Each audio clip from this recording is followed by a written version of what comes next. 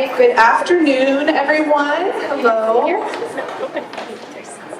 I am Amanda Rager-Kimmelman, and I have the honor of kicking us off today and being a part of the advisory board for Executive Voices. I really thank all of you for being here today. And I work for Mercer. And Mercer is really proud to sponsor Executive Voices events. And today's event, we work with organizations of all sizes across all industries. And we've seen an interest lately in solving for companies wanting to enhance their employee experience, create an intentional company culture. And then we're also talking about how to be a relatable organization. And so I'm really excited for today's topic, bringing joy back to work, because this relates to the work that a lot of you in this room do. It's such a relevant topic right now. And then on a personal level, you know, the seasons are changing. It's a really nice afternoon. I'm glad to have the doors open in this space. And, you know, it's a season of renewal, rejuvenation, and growth. And so I'm also looking for some tips and tricks of my own when it comes to work. How do I rejuvenate how I feel about the work that I do?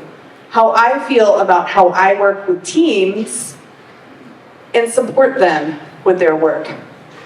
So thank you all for being here today. I'd like to pass it over to Jennifer from the Association of Corporate Counsel to say a few words as well. Thank you, Amanda. I was about to say good morning, which should tell you right away what my state of mind is and exactly why I'm here. So I'm on the board of directors of the Colorado Association of Corporate Counsel. Essentially what we are is we're a hub for in-house counsel. So we can kind of be a brain trust and help each other out in our industry. So Anna asked me to think about, you know, why did we partner with Impact Leadership Solutions? And I thought, you know, looking back, the pandemic has had immediate but also delayed effect on each and every one of us.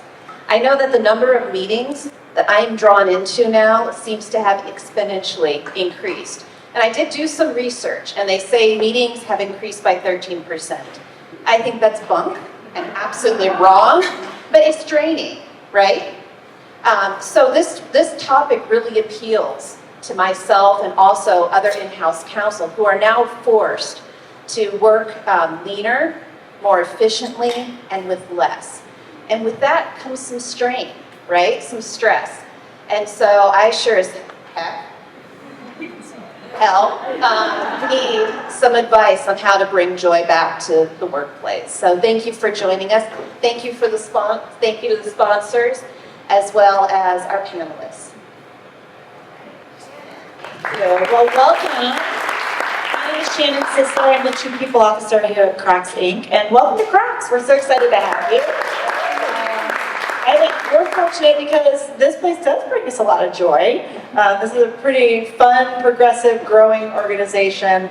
I heard lots of you comment on our space. We love it so much, and we're moving this summer right across the street, but hopefully we'll bring the joy with us. So it's been exciting, and you know, we are very focused on come as you are, everyone feeling comfortable, and so hopefully you'll feel comfortable with us here today.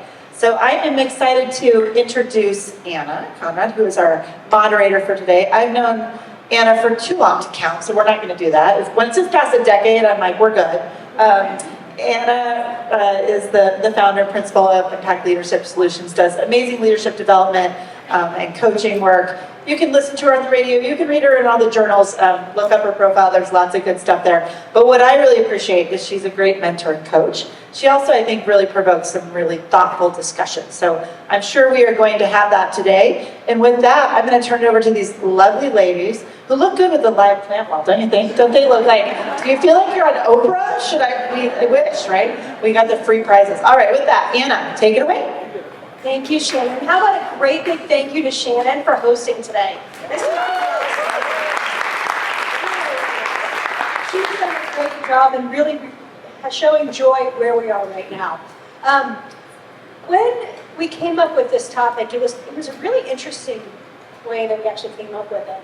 My advisory board, which is phenomenal, Amanda Baker Killen, who you heard, as well as a few other people that weren't able to join us today, we're having our planning session. And right before the session, I had an executive coaching session with a tech exec. And during that coaching session, this tech exec looked at me and he's like, I find myself staring at my computer throughout the day. Not because like he had some bad website pulled up, but it was just like a random stare. It's like, just blanked out. I just don't feel joy anymore. And fast forward to 2 hours later, we were having a planning meeting, and Patty on our advisory board brought up the word joy again. And it just felt right for this program today. And looking out at all of you, we've got people in industries here. We've got from Google to Delta Dental. So obviously we've picked the right topic, right? So our panelists today, we've got 3 amazing panelists. The first person that I want to introduce you to is Sharma, who's sitting right next to me. And Shalini is the Chief Legal Officer. I know you don't think of Chief Legal Officer in joy, but in this case, she has lots of joy for Ping Identity. And Shalini is somebody that I've known for a long time as well, over a decade also. God, I've gotten around. Oh my God. And I do our work with ACC and some other things, and there's something about Shalini, if you've had the pleasure of working with her, whether it's at her regular organization or for ACC, you'll feel it. She has this optimism, and she's just got this sense of strength. You're going to hear some of her tips and techniques today. The second person I'm going to introduce you to is Lori Winters. And Lori is head of the Employee Experience, Senior Director of the Employee Experience for Southwest Airlines. Southwest is our one exception for executive voices. If you've been to our events before, and a lot of you have, not your first time here, you know that we feature Colorado-based companies. But when we thought about joy at work, there was no company that held a candle to Southwest Airlines, especially during times when we don't always show up at our best as the passengers, right? So Lori graciously agreed to join our panel. She flew in today. Her arms are very tired. And Lori's job is actually, she is in charge of the employee experience all the way from onboarding to when they leave Southwest. It's pretty cool. She's going to share with us some tips and techniques today, as well as her own personal learning. And finally, we have Heather Erickson. Not a stranger to a lot of you out there. She is, let's see if I can get it all right, because it's a very formal title, Vice President of Talent and Organizational Capabilities, did I get that right? At Lockheed Martin. And Heather, her journey started off, believe it or not, she thought she was going to be a CFO. Like, if that doesn't want to bring you joy, I don't know what does, right? And Heather did some time not only as a public accountant, but she tried out some other hats in sales and ops and some other places as well, until she found the place that really does bring her joy. And she's going to share that as well today. Actually, Heather, if you wouldn't mind starting us off, the first question is,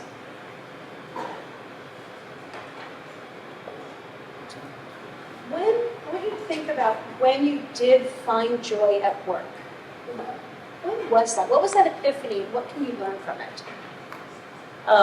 Thanks, Anna. Appreciate it. And this is a beautiful space. So thanks for having us. When we were kind of talking before, I'm a fairly joyous person, so it takes a lot to kind of pull that out of me. But when I think about what's driven joy, kind of in my personal experience, it usually relates to people. There's lots of things companies can do, and tactics and happy hours and all that. But for me, it's pretty personal. So I've got a couple examples I thought I'd share with you guys. It's usually connected to how I sort of recognize people. So there's two recent examples. I've got a person in my team who's kind of my chief of staff. She does all kinds of things, just from planning, just making sure that I have the right presentations. And she's doing some of our culture work. She's really amazing. very early in her career. And, I take it a point to really make sure that I'm sharing with her in all different kinds of ways, text or voice. And I sent her a note the other night, just late at night, telling her how proud I was of what she was accomplishing. And her reaction brought me joy. So for me, it's usually connected to how someone reacts. The other is an HR business partner that I've been partnering with. Most of you are HR and legal, and we've seen some stuff. So you know that employee relations issues are always super fun. And we were working a really challenging situation, and she worked it with such grace and just confidence, and she handled things in such a polished way. I sent her flowers. And someone in the audience helped me send her flowers, but we sent her flowers, and the joy she sent back to me of just the appreciation. So there are lots of big things you can do, but for me, it's just much more personal. And the way she reacted was, I guess, my love language is giving, and seeing that people's receipt of that, just for me, it makes all the other stuff better. And I do that at work, probably more than I do it personally, just because I think you need that at work. It kind of happens naturally in your personal life. So that's my example. That is wonderful, and I love how you were talking about the love language. If any of you are interested in learning more about love languages, it's not that type of panel. So I really mean it from the work environment. There's a really good book from the same person who wrote the 5 love languages, but it's for the work environment, and it's called Appreciation at Work. So if you want to feel that, the same thing that Heather was talking about, it's a great book to pick up. Lori, so what about you? When did you feel joy at work? So I think for me, it's really about being able to use my strengths and the things that I'm good at. At Southwest, we've really adopted the Clifton Strengths Finder.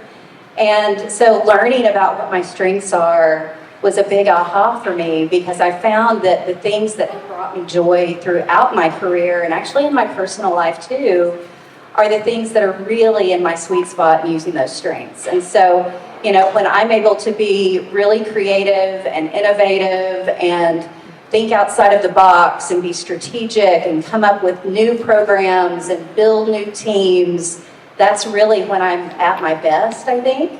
And so for me, the aha with that too is, how can I then create that more within my own team? And how can we make sure they're able to use their strengths more? And, we all have parts of our jobs that, maybe don't bring us quite as much joy. I do not like doing my weekly report every week. Doesn't bring me joy, but it's part of my job and I have to do it, right? So what I like to talk to my team about is, how much of your time is spent with things that are filling up your bucket, and how much time is spent with things that are pulling from your bucket. And if you have more that are really filling you up, you're really blessed. And let's try to build more of those types of things into your day, and partner you with maybe somebody on the team who has completely different strengths, so that you can help each other and you take advantage of one another's strengths. That's good. And so when do you have those conversations, those one-on-ones?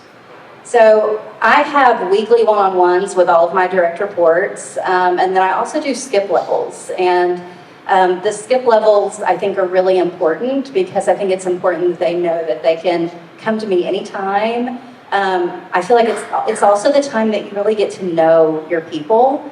And knowing your people, I think, is how you know what they need. And so it's not unusual for me to ask in a skip level, hey, I've been talking to your leader. Your leader tells me that you're interested in this for your next step. Talk to me about that. And by having those conversations, I can really be keeping my ears open.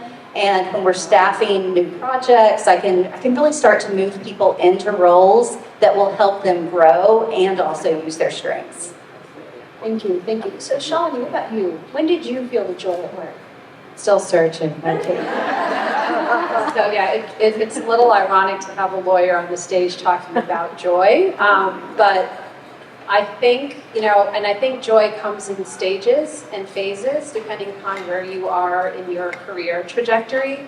But what I've always tried to do is really align kind of my personal interests, my personal values with the mission of the companies that I've belonged with. And I think when you can do that, it not only brings you joy, but it also brings you purpose. And if you see positive outcomes as a result of that focus, that purpose, that collegiality, that sense of collaboration, because you were working with a team of people, all working towards a mission that you all believe in.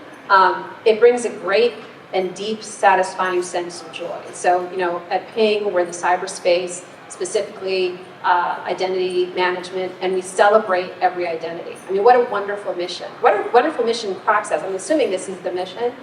I love that, and so really aligning kind of my thinking, my values, and then enabling others to do the same, and then all working towards a common goal is incredibly fulfilling and joyful. And that's wonderful. And so that's especially how you find joy. What about, Shalini, how do you know when your team members or others need kind of a boost of joy? Yeah, great question. And, I think communication is critically important. Also having empathy and understanding, as you become more senior in your role, like you've seen and done a lot and you've been in those positions. So really recognizing and taking a step back and remembering the perspective of the person that is working, as part of your team.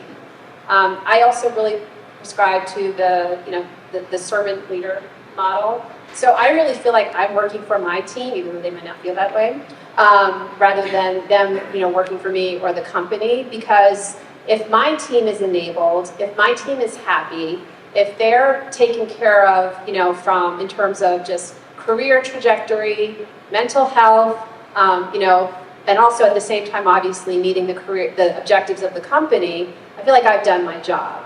And then, I also have a team that is highly talented, ambitious. I want to create paths. I want to also allow for mirrors and windows for people to ask questions. And, if someone decides, hey, the company I'm at right now is not for me, I want to help them navigate where they want to be because I feel responsible for that. And I think when you, as a leader or manager, can create that kind of environment for people on your team, that creates, I hope, a sense of joy for those team members. And for me personally, that's pretty meaningful. That's good. I love that mirrors and windows. That's really neat. Heather, what about you? How do you know if there's not that much joy in the workforce? I'll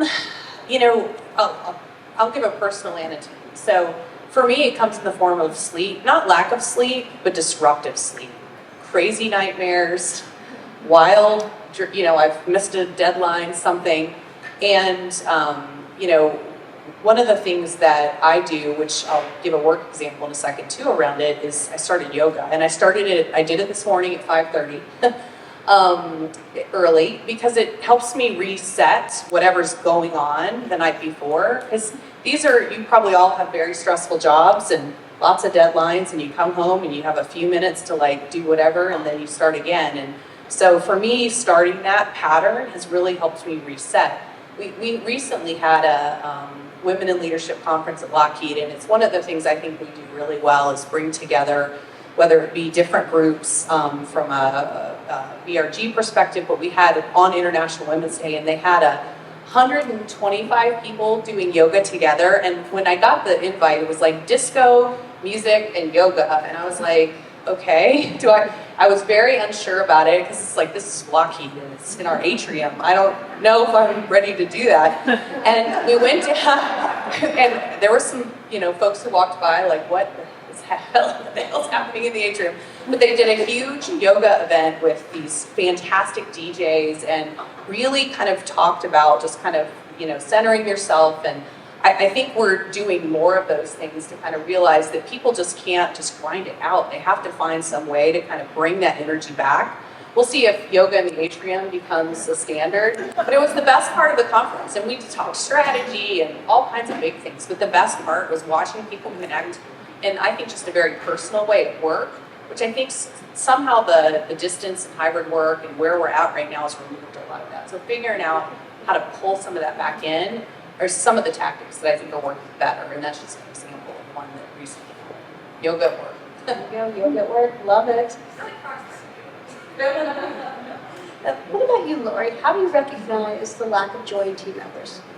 Well, I'll start with myself as well. If I start making lists, you better watch out. I'm probably at my capacity, probably not in a place where I have a whole lot of joy at the moment. But within my team, I think it really does come down to knowing them. And, I'll talk about one person on my team, Helen. She's an awesome senior manager.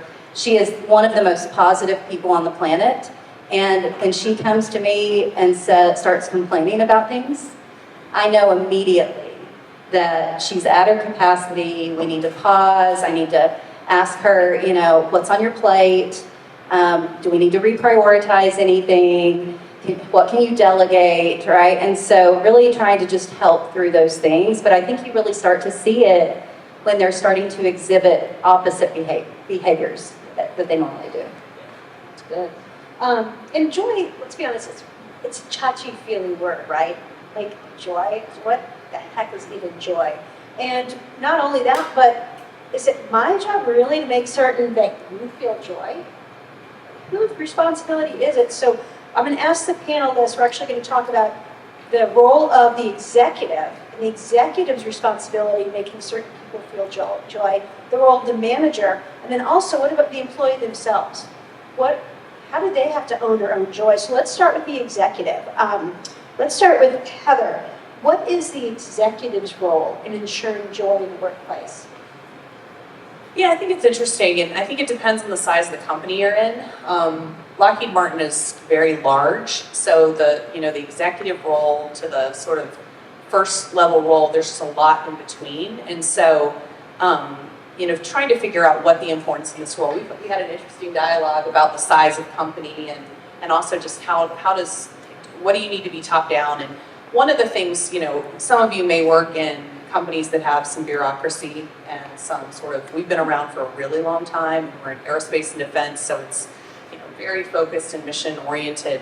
But I think when you really see things change is when the executives show up. And I mean physically show up, and the transparency they bring to the discussion about what's going on. We have a new CFO, just very transparent with the teams at all levels about what he needs financially. I think those kind of transparent conversations, showing up at events, and as crazy as just modeling, casual outfits, and I mean, there's a role to play. I think sometimes people get too big for their britches, whatever they want to say, and they like to keep some distance between themselves and kind of the regular masses, and I just think that's a huge mistake, especially right now. So I think we've seen that the executives have to show up and have a conversation when they don't, because it's really important to set the tone. In a company of our size, if they don't, it will not. There'll be some pockets of things happening, but systemic change won't happen. So we have to see it happen at the top, and it's something we're pretty vocal about from an HR perspective for sure. That's really good. And Shalini, what about your experience? Not just at Ping Identity, but your experience. What is the executive's role?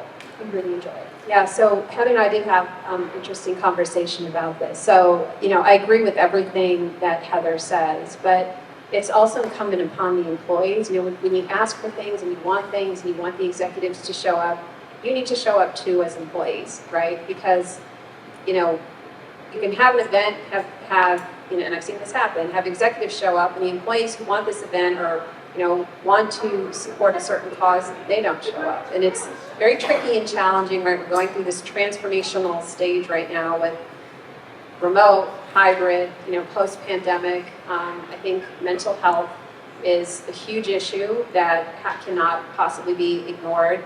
And in order for the executives to, one, amplify the interests and the initiatives of the employees have to be 110% in.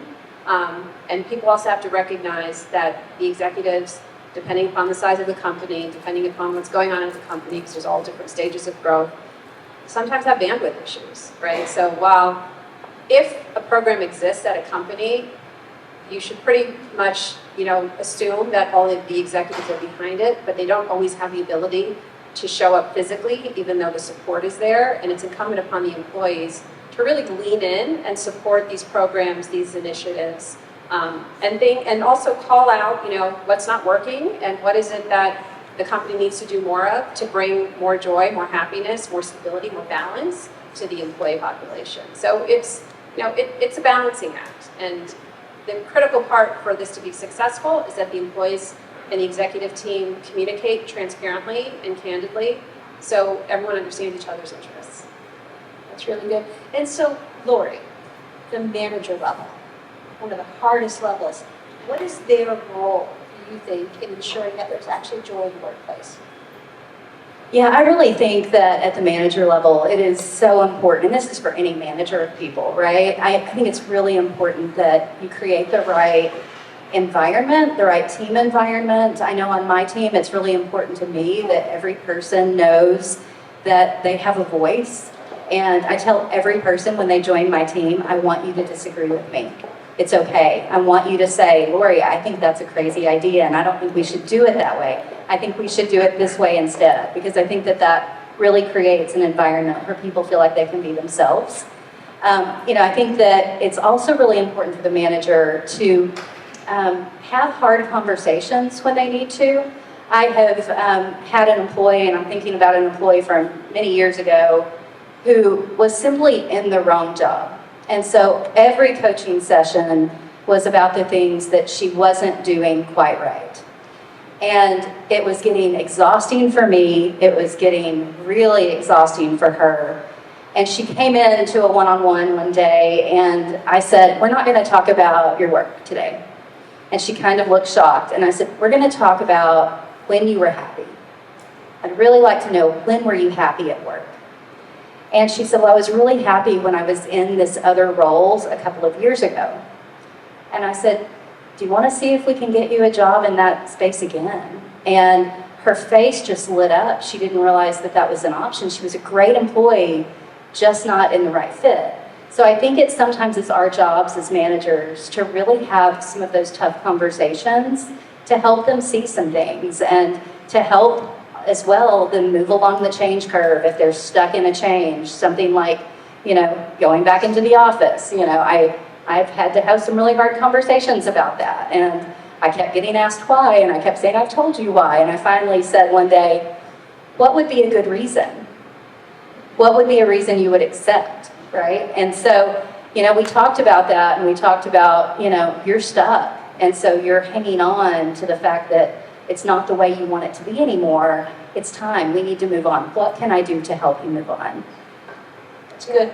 Lori, I was going to add on to what Lori said, Anna. One of the things, and I think most in this group are HR legal, and so, you're kind of either helping us with manager issues or you're helping coach. And it's one of the biggest challenges I think that we're facing right now is how to unlock.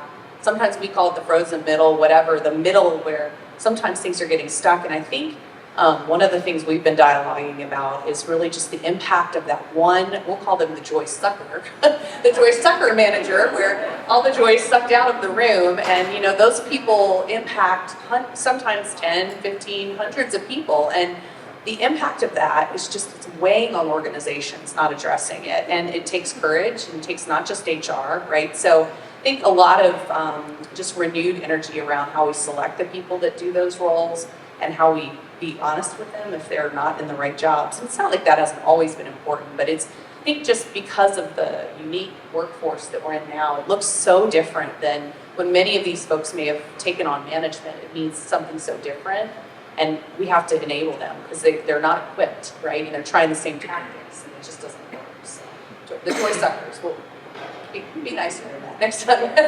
And I like that. And I like what both of you said because, Heather, you mentioned about making certain that we've developed the managers so that they can have those tough conversations. And Laura, you're talking about the tough conversations managers have to have with the employees.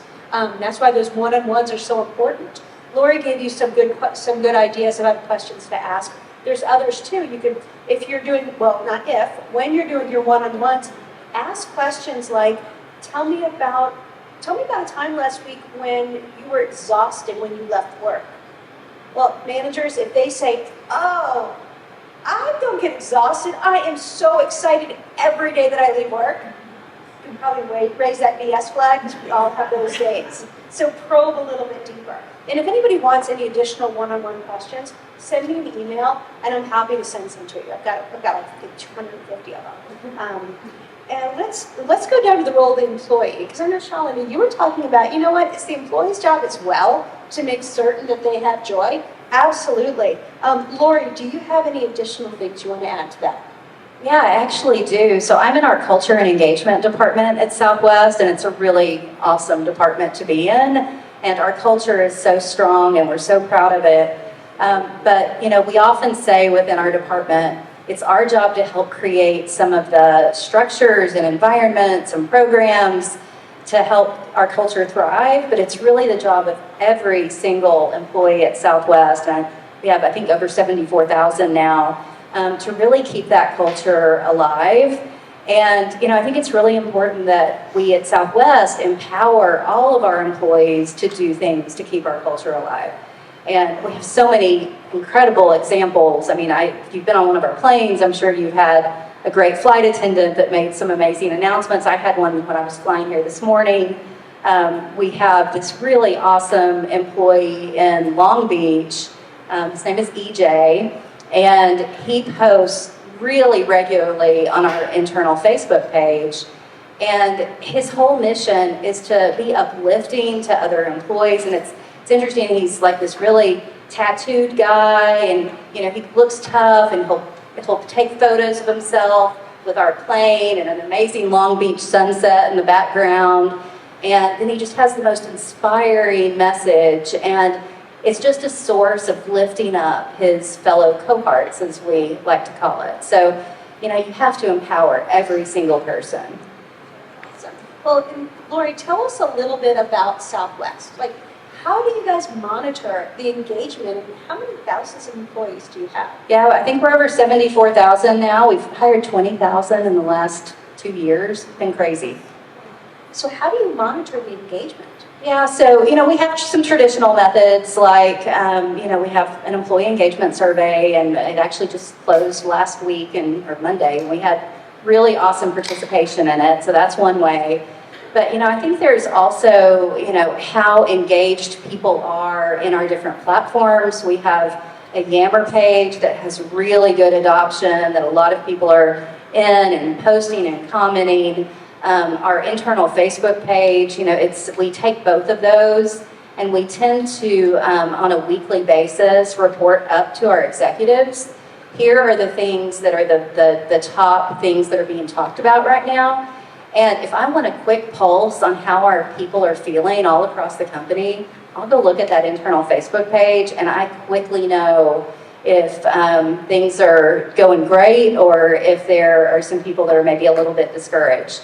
And it happens at Southwest too. We had an incredibly rough start, end of last year and start to this year. If any of you were impacted by that, I am so sorry. But it's been a rough time coming out of that, but I feel like we're coming out and we're going to be stronger than ever. That's wonderful. And so when the engagement is low, like this rough patch that you're talking about, what does Southwest do to increase the joy of people? Yeah, so I think first of all, when you're in the middle of a crisis like we were in, you can't just, expect to go out and send cookies to all of our locations and expect people to be happy, right? So that doesn't really work. But in a crisis situation like that, I think what's really important is that they're hearing really regularly from our executives, and we are so lucky. We have an amazing, incredibly caring CEO and a great new COO. And they were in the middle of the crisis filming themselves, at 1 a.m, so that our employees could see we're working too, right? Because I think sometimes that's the thought is, where are all of the executives? Well, they're trying to make decisions and figure out how to move on, right? So, I think that's one of the ways. But, as we started coming out of it and we started doing things to really express to our customers that we were very sorry, we also wanted to do something for our employees. And so one of the things that my team does is we manage all of our recognition programs. And we actually did a really nice recognition that was worth about $400 a person, so that they could spend it with their Southwest Airlines gratitude points and get whatever they basically wanted. Like somebody on my team got a couch with her points, which was kind of cool. She loved to go around saying, "Our CEO bought me a couch," and it's kind of cool. But I think that was good. But it also came along with the most incredibly heartfelt message from our CEO that went to every employee, and he actually said, I know your families were also impacted. So I want you to share this message with your family, because we know that we really disrupted your lives as well as our customers' lives. And, you know, he really expressed sincere apology and promised to do better. And since then, we've been following up with all of the things that we're doing, and we've been doing that internally and externally. But, you know, it's not just a one thing, right? But it's a lot of things that add up. That's wonderful. Are there any longtime Southwest flyers out there besides me? Okay. Thank you. Do you guys remember, did anybody else get the thank you for kicking tail coupons? You guys remember those? That got me. Like, of all the things that Southwest does, what I'm talking about is get drink coupons, right? I'm a frequent flyer, so I always get those drink coupons, which I never use, ever. But they also send it the same. Southwest also sent at the same time when you're thank you for kicking tail. And you guys, they were 4 separate coupons that you can give when you're flying to any Southwest employee who did a great job. So I was on a flight, and a guy named was Darian, never forget him. There was a cranky baby. There's always one, right? There was this baby that would not stop crying. This guy goes over, picks up the baby. As a mom, I'm always like, okay, that's kind of weird. But thank God the mom gave the baby to Darian because the baby stopped crying. And he kept holding that baby through the entire flight. He got all 4 of my coupons. Probably some other ones too. Heather, what about you? What does Lockheed do when the engagement's kind of low? Sure. We have similar tools. You know, some are more, you know, instant kind of check-in activities, and then we have obviously our team administers an employee survey across the company. But I think the part that I've seen that has made a difference, because those things combined with lots of data gives you tons of insights. I think we're way better as a HR function than we used to be years ago when there's just so many data points you can pull together to really tell a story of what's going on, which I think has helped a lot versus looking at instant data. But I think the bigger part, and every company has a mission, and I think sometimes we fail to use that to our benefit with our employees. For us, you know, Lockheed's, it's what's hooked me for a long time is we're doing things that save the warfighter. And in a geopolitical, crazy environment that we're in right now, it means a lot to know that what we're doing makes a difference. And so I think the lever is pulling on, because when I think about joy at work, yeah, there's lots of things that bring daily happiness, but what keeps people there to feel that is the impact. Like, I'm doing something that matters. And I just think sometimes we don't make those connections for employees. We just kind of, it's a tough time, budgets are tight, get your nose to the grindstone, and instead of raising it up a level to help them understand that what contributions they're making are for something bigger. And so we fortunately have a very strong mission. People stay there forever. It's like 40, 50-year careers there, just because people are so attached to the mission. And so I know we talked a little bit about Southwest having that level of tenure in their employment as well. And so I think when you have something like that, or even just a tight mission, is using it more to address engagement, because it's why people are there. Sometimes people are there for friends at work and things like that, but more often they're there to make an impact. So I think it's just making sure that's the piece that I see us doing better with data insights as well. That's great, and that's especially from a company perspective, that's wonderful. Heather, what about you personally? What do you do to bring joy at work? You're stealing my one tip, so, but I'll mine is definitely usually around laughter. So I'm pretty silly, and for the team, I think it's just it's making sure that I crack an appropriate joke here and there. I make fun of myself. We have a lot of laughter, and we start there usually, which is, and I don't worry, I get a lot of stuff done, but I start in a place of fun first, because I think when you loosen people up a little bit, I'll joke, I brought a prop. Is it okay if I show my prop? My team, I like to have them find ways to make fun of me. So I've gotten really obsessed with gnomes. So I don't know if you guys have seen all the gnomes that are out there now. It's like a thing. They're all holiday gnomes. So this is my spring gnome. And it matches you too. It does. This is my plus one. But I had a St. Patrick's Day gnome, I had a Valentine's Day gnome. No, these are not just Christmas gnomes, and not the yard gnomes. And I think so. Now the gnomes are showing up on PowerPoint charts. They're showing up all over the place. And I think, and they giggle because they make them really silly. And I just think, I don't know if we get so serious. And so I think and we do a lot of hard stuff. But if you start at least with 10 or 15 minutes in a place of giggles and laughter, what did you have for dinner? What are you binging on Netflix? I mean, I think you just get people to a different place. So for me, that brings joy into the room so that we can have a harder conversation because people are just relaxed. And so I think we just have to get better at that in the workplace. I think we've forgotten a little bit of it with people in different places. We just kind of go straight to the Zoom conversation sometimes. You're right. One of the things I'd love to suggest is start your team meetings with one simple question, and that's what can we celebrate?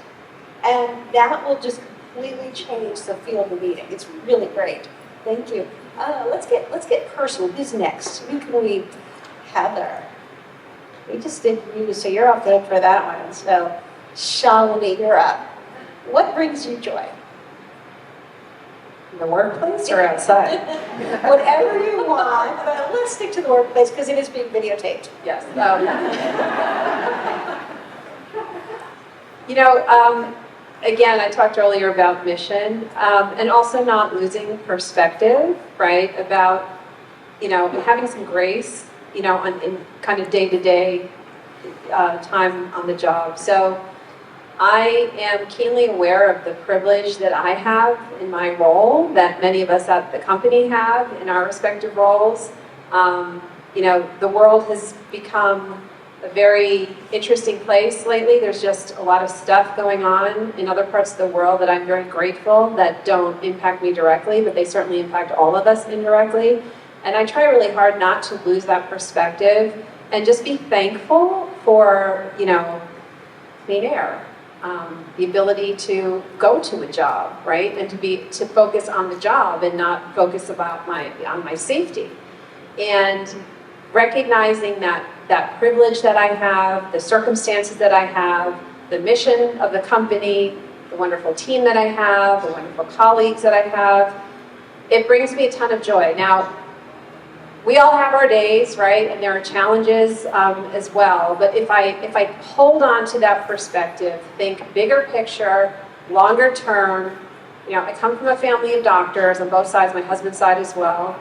A bad day in the office for me is nothing like a bad day for, a frontline emergency care worker or teacher or, even someone who's trying to get someone, loved one from one side of the country to another country or in the defense field. I mean, this is an amazing panel that Anna has put together. And so just really holding on to perspective when things get difficult or challenging and recognizing my circumstance and my privilege. And maybe it's not really joy, but it's more gratitude. But the ability to have that gratitude brings me personally a deep sense of joy. That's lovely. It's lovely.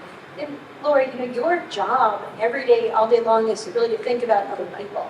So what do you do for yourself? What brings you joy at work? So I think what brings me joy is knowing that we're impacting the lives of 74,000 employees in the work that we're doing. Like, that really does drive me. And it really connects me back to our mission and purpose as well. And it also really brings me joy to see my team succeed. And I almost get more excited when somebody on my team has a win than I do when I have a win of my own, because I just want to be their biggest cheerleader and want to just champion them. I've kind of gotten a little bit of a reputation for not being able to keep an admin, but it's for a really good reason. I keep finding them other jobs, and I think my record is 4 months was the shortest, and I see these things in them, and I get really excited. And you're supposed to be in a job for a year at Southwest, and I just break it all the time because it makes me so happy to see them succeed and grow. Do you realize that the question is about you, what brings you joy? And you still put it in other people. Well, before we get into our Q&A, and we've got some great questions when you guys want to search for thank you, I want each of you guys to share one piece of advice on bringing joy to the workplace. One piece of advice. Guess I'll go with this. Let's see, Heather. In addition to the laughter, I just think understand the impact that you have on people.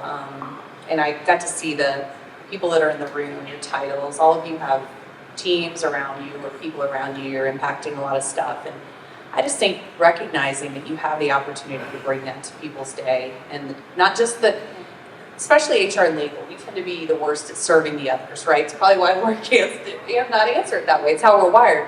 But understand what we are doing for the people that are around us and appreciating that we are in that driver's seat to be able to help them. So my advice is that joy is, sounds fluffier and easier, but it's really helping people feel special and seen and heard. And so I think making sure that you're taking time to do that in the hustle is really important.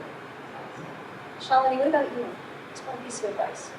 I think it's important to recognize that you don't always find joy, to have some, make space for the days that are not joyful or the time periods that are not joyful, and to take care of yourself, right? So if you need help, ask for it. If you're going through a hard period, to the extent that you're comfortable, share with others that you're working with so that they can help you. Because I find that human nature is, we all want to help each other. We're kind of wired that way.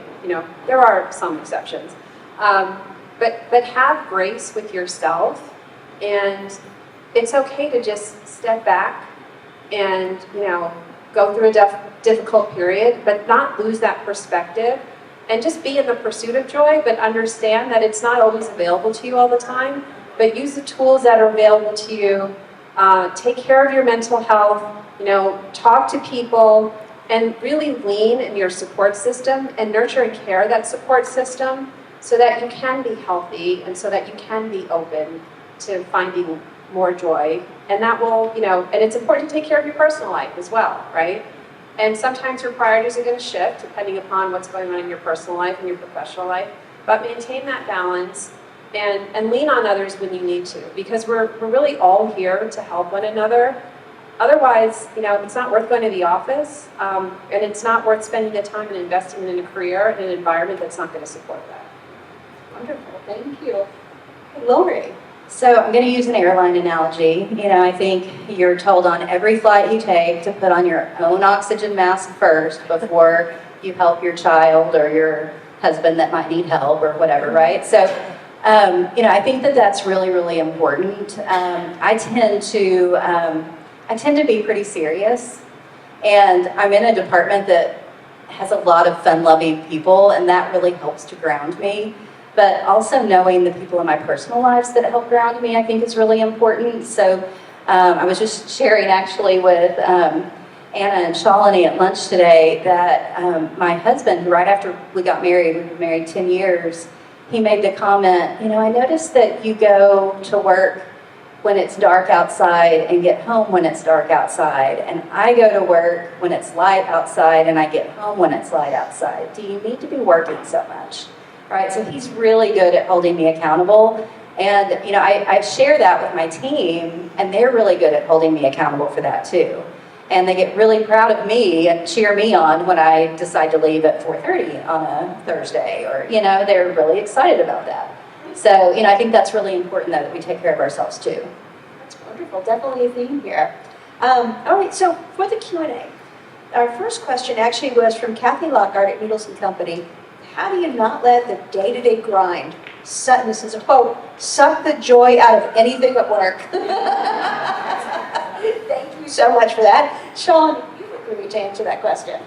Yeah, I think you just have to call it for what it is, right? Like, it's called work for a reason. So, there will be days, months, hopefully not years or weeks where it's just a grind because something's got to get done. And, pace yourself. Call it out for what it is, but see the forest for the trees, right? Like, and sometimes because I had this situation before, and I just think about, okay, in X number of weeks or in a couple of months, like I will be in a different place. And I sure as hell better find some joy, otherwise I need to find another job, right? Like, so I just like, you just have to pace yourself and recognize it for what it is, and just think to yourself, this too shall pass. And if it doesn't pass, do I need help? Do I need assistance? You know, why are we in this situation to begin with? But you have to acknowledge that it's just inevitable that that's going to happen at some point. And just call it out for what it is. See it, yeah. Oh, yes. I've been dying to ask this follow-up question since you opened the door, please. Okay. You talked about joy suckers and how bad bosses are the worst.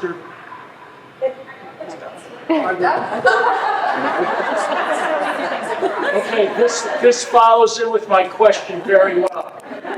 You talked about joy suckers and how bad bosses are, without a doubt, the worst joy sucker. The most common joy sucker I hear at work are issues of modern technology and how software tools and new bureaucracies make it so that we have less personal-to-personal interaction, and those are the biggest joy suckers. And given that data analytics and data analysis and all of that is crucial to all of our companies anymore, how do you deal with that? Yeah, so are you talking about like communication tools? Is that what you're talking about? And then just measuring, you know, output, KPIs, that kind of stuff? Is that software tools, new software tools that all of our bosses say will make our jobs easier and make us more efficient and eliminate 1/3 of the workforce. And yet we have to learn those tools and learn how to use them. Yeah. And to be honest, I'm a Lockheed Martin employee, and so I agree with everything Heather has said, but we do with that. That's good. That's good. Heather, do you want to take this I'll question? do, I guess. I don't want to get fired today, so. Heather, I apologize in advance, and I'll use a false name to say who. Otherwise known as. No, it's a good question. I think that there's a place, Slack, Zoom, like the plethora of things to make it faster and connection. That's why when I said the role of the manager has changed, because you have to be thoughtful. You have to say, okay, this works, this doesn't work. Because frankly, the biggest challenge we have is that the next generation coming in is expecting it. And if all that stuff in there, they are not going to stay, because they are looking for speed and answers and quick. And if they have to go go down the hall and have a conversation, it's tough. So I think you're balancing what's coming in and what's existing.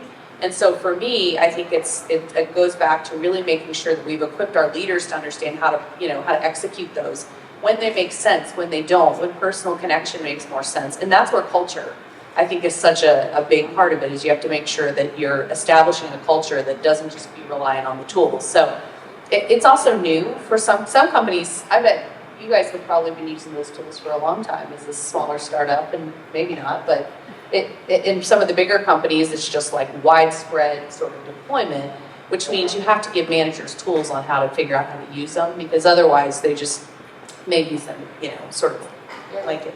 Can I chime in on that one as well? Like, I think a lot of times when new technology is implemented, companies don't do a great job of the organizational change management that needs to go with it. And that's something that I started my career with when I was in consulting, and actually started a change group at Southwest. And that's something I really believe in, because I think it's important that people really understand the why. And I think sometimes we're not so good at sharing that. And they also need to understand up front the ways that they're impacted. And that can really help them through it, along with all of the other things that you do with communication and training and leadership alignment and getting the leaders ready to lead that kind of effort, I think is so incredibly important. Well, and that makes sense, because change fatigue, and there's a thing as change fatigue. How many of you have felt it in the company? Change fatigue? That's most of us, right? And so that actually might be a good topic. Thank you. That might be a good topic for another executive voices, right? Change fatigue. How the hell do we get over it? How do we stop it? Shalini, before we move on to the next question, do you want to answer?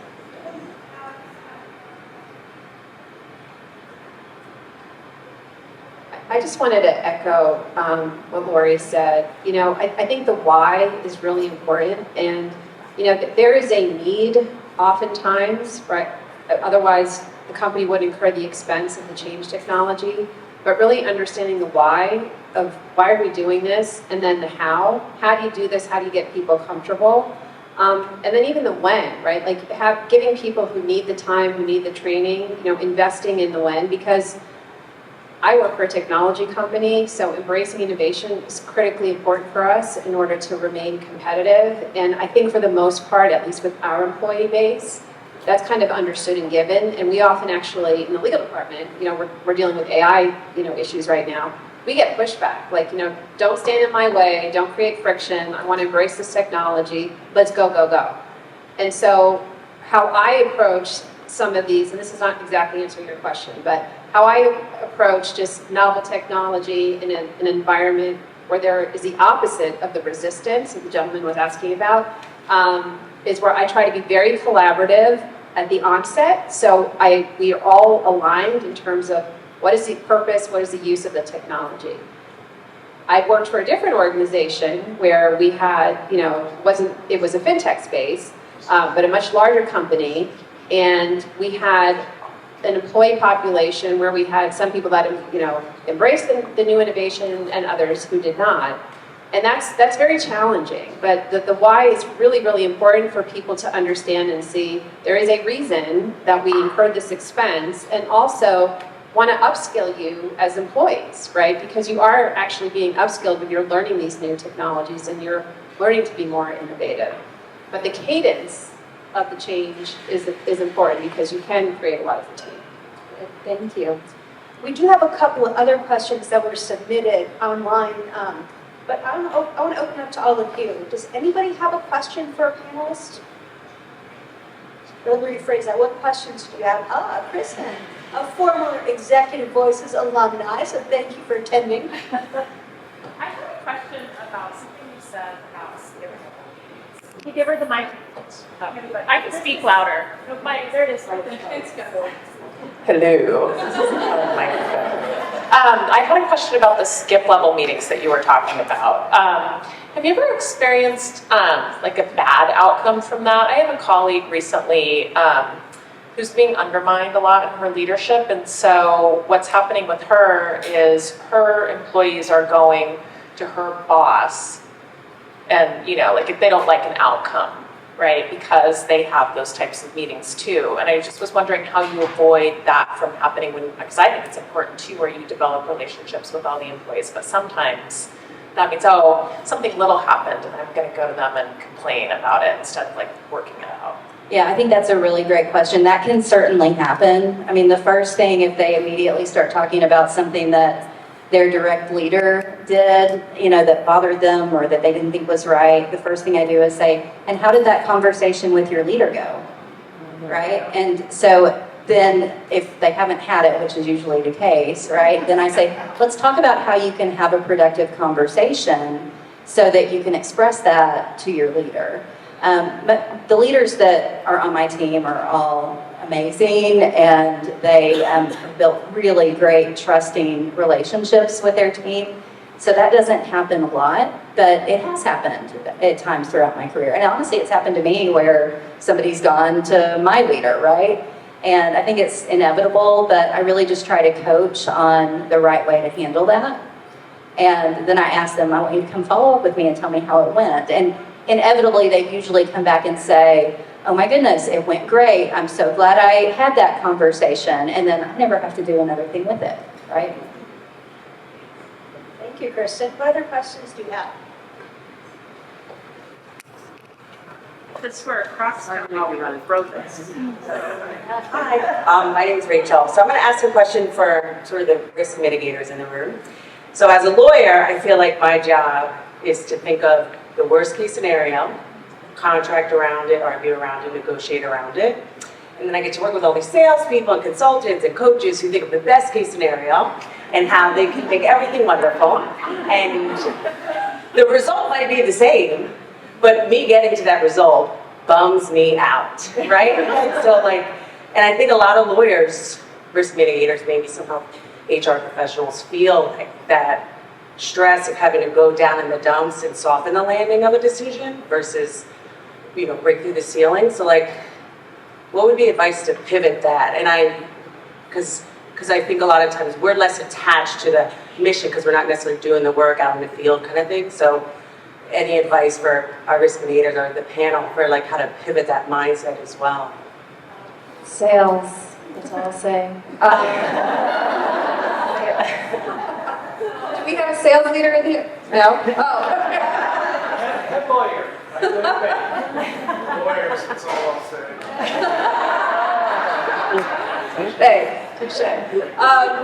So, in my experience, sales drives every organization, right? And so, I think as risk mitigators, there is a natural like dissonance between the goals of the risk mitigators versus the sales team.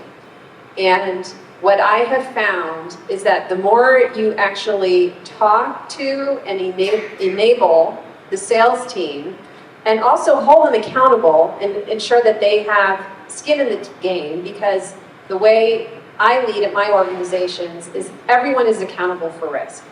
Every single person in the building who's associated with the company is accountable for risk. And so you can do things like, have senior leaders in sales organizations sign the customer contracts. Who, me? Yeah, you, because you are accountable for all of the risk at the company just as much as I am. You don't outsource all risk to legal and compliance. And then when the sales team understands that you are there to enable them to remove friction and boundaries, that is the start of a very productive relationship. You're not always going to meet eye to eye, but I feel in my goal is to facilitate revenue generation in addition to managing risk, and to do it in a commercially responsible way. And when the sales leaders hear that, and it takes a lot of convincing, because they don't believe it at first, because they've had bad experience with, the legal department. But when they see I'm really going out of my way to enable them, and I want to hear what they have to say, because it goes two ways. Like, I can absolutely learn people from every employee at my organization, in addition to sales, to make me better as a leader. But really having that sense of we're in this together, going back to the mission, right? This is what we're trying to do. And it's not just about someone's, meeting their personal MBO or quota, but it's, we are here aligned to provide this product to make people's lives better. And it's harder to do with salespeople, I'll say that. But when you find that alignment, it helps. It's not going to solve everything, but it certainly helps. That sounds like it might be good for ACC to explore a little bit more, this topic. I think, because you were talking too about the experience, right? How do you not feel joy sucked by the end of that experience? And to me, because HR has to deal with the same stuff, right? Is using language around pathways to yes, right? How do we get closer to yes? And it's not always going to be either side or the decision we're trying to make. So I think some of it's the language we're using with each other. I think the other part that I've found really successful in whether we're negotiating with a leader who wants to do something that is just going to get us in a lot of legal risk, is to really step back and talk about what we're trying to drive from either affordability, reputation, like starting to give them some more what I would just call general business acumen versus emotional decision that they're bringing to the table. Because I worked in heavy sales companies before coming to Lockheed, but we have tons of risk compliance. My friend Paul in the background can attest to that. It's incredibly compliant, right? We're building things that go into space, so there's just a lot of concern around it. And I think we've come a long way in how we're talking to each other, but a lot of it's through the language of business acumen. Instead of a legal perspective or an HR perspective, we're talking about business objectives, and then how do we find a path to yes. And that takes a lot of work because, maybe it's just not how we've been talking to each other before. And I think that's, it's not perfect, but that's been the experience I've had that's helped us get closer to a better experience through the negotiation process. Do you want anything, Lori, before you launch? I'm usually the one going to legal, pressing what more can we do? And one thing that I've noticed they've done with me that I think has been really effective is, they basically say, here's what I think the risk is. What do you think it is? And at the end of the day, if you want to sign off, on this, if you are willing to assume the risk, then you can do that. And we have a process for that. And, sometimes I do, and sometimes it's not worth it based on what I think the risk level is. But, I think we're both there bringing our skills and our abilities to the table. And that's how they tend to approach it, at least with me. It's work. That's wonderful. What other questions do you have? Okay, well, that's interesting. Normally we have to cut the questions off. Well, we are going to be hanging out, of course, until the end. Amanda, actually, would you mind wrapping us up? I want to thank everyone for coming today. This conversation has definitely generated a lot of thoughts for me. One being that, leaders the last few years, you all have had a lot on your plates, no matter what industry you're in, what your situation with your organization might be. Some companies have been in rapid growth, right? Some have had to scale back. And you've all had to keep a really straight face and be strong for your teams and your orgs. And that's a lot, right? So I think as I was hearing you all speak, I think it's about giving permission to ourselves and our colleagues to find the joy in whatever that is. It seems like it's a very unique process. It's different for everyone, right? Whether it be focusing on your strengths, finding your mission. And for me personally, I find a lot of joy in learning. So I want to thank all of you for being here today. Crocs for having us so that I could spend some time learning. And I'm going to challenge all of you. We'll be here for another 30 minutes plus. There's drinks and food still, so please mingle and network. And I'll challenge all of you to meet 3 new people and find out what brings them joy and share some tips and tricks that we can all take back to our jobs and our orgs tomorrow. So thank you. Have a great night.